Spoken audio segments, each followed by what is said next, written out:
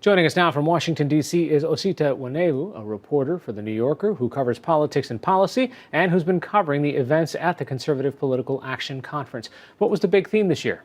Well, big theme this year, I think, was basically socialism. That was a through line through every major speech that you heard, not only from President Trump and Vice President Pence, but all of the sort of B-list speakers as well. There was a big intro video that they showed multiple times during the convention that featured clips of Bernie Sanders, Alexandria Ocasio-Cortez, and other Democratic figures who they think are embracing left-wing policies that are going to be too far left for the electorate. Whether that's true obviously remains to be seen.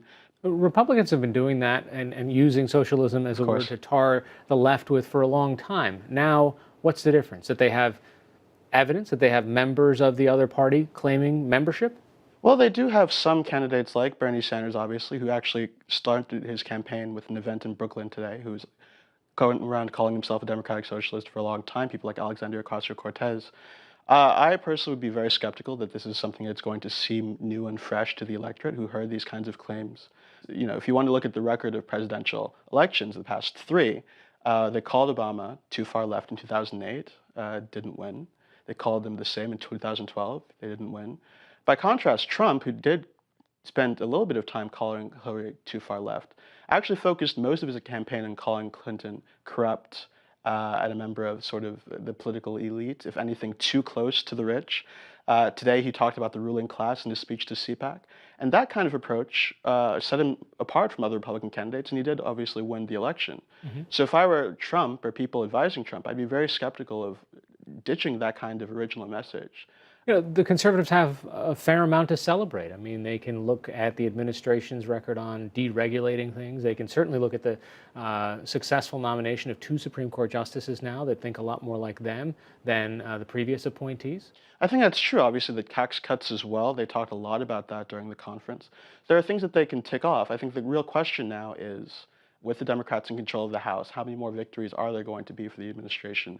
So it'll be really interesting to see how Trump continues to try to stoke his base in the absence of real victories. He can deliver them. Obviously, he's trying to do that with the national emergency he declared over the wall. We'll see if that actually pans out into anything that's going to get sections of that wall really built.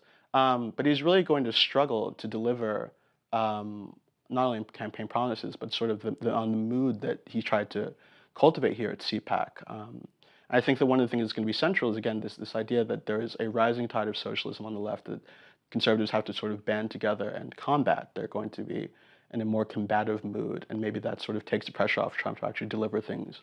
Finally, I want to ask you spent several days there talking to young people, young conservatives. What's your sense? Is there a newfound energy because of Trump? Are they more optimistic of their own futures? Well, I think there is a lot of energy because of Trump. I think that he seems like a different kind of Republican politician to younger conservatives, campus conservatives, somebody who's willing to poke liberals in the eye.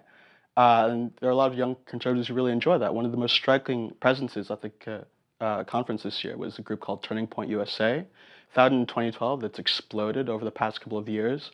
And their agenda is basically sort of ribbing liberals on campus in a way that is frankly quite similar to the kind of jousting that Trump does rhetorically on the national political stage.